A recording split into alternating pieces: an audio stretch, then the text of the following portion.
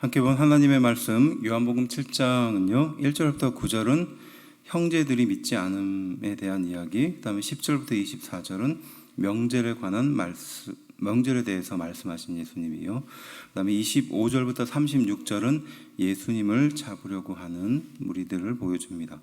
37절부터 44절은 생수의 강에 대해서 말씀하시고요, 45절부터 52절은 대제사장과 바리새인이 믿지 않는 내용이 등장합니다. 2절은요 초막절에 대해서 말하는데요, 임시 거처 속에 거하며 하나님의 은혜에 감사하는 절기입니다.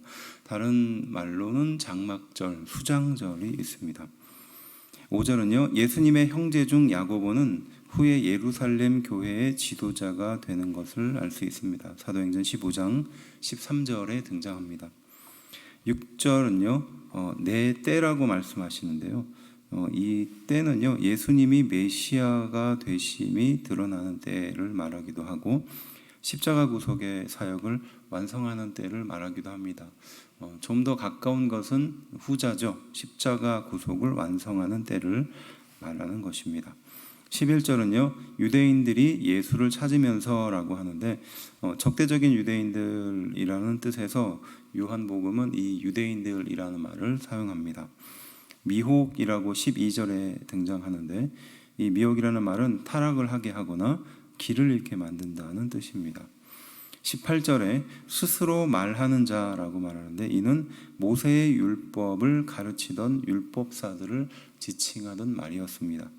21절 한 가지 일이라고 하는데, 그 한 가지 일은 베데스다 목가에서 38년 된 병자를 고치신 그 직전의 사건들을 말하는 겁니다.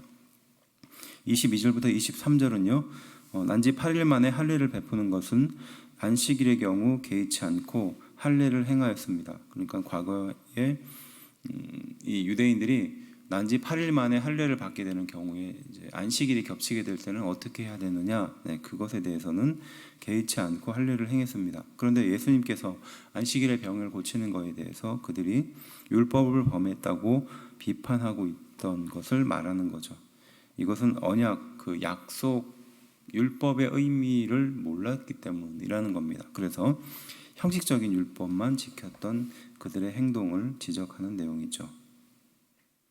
31절은요 그리스도께서 오실지라도, 그 다음에 더 많으냐라고 말하는데요, 이 말은 그리스도께 오실지라도라는 의미는 그가 오실 때는 언제든지라는 의미입니다. 그리고 그 뒤에 있는 말들은요 예수님이 그렇게 보여준 표적이 많다라는 뜻에서 그들이 했던 말이겠죠. 32절은요 대제사장들이라고 말하는데, 구약의 말씀에는 이 대제사장들이 종신직이었습니다. 출애굽기 29장의 말씀에 근거해서요. 그런데 이후에는 지금 현재 이 말씀이 쓰여진 상황에서는 총독이 임명하는 것으로 바뀌게 됐습니다. 그래서 대제사장의 권위가 떨어졌을 뿐만이 아니라 대제사장이 굉장히 자주 바뀌게 되었다고 합니다.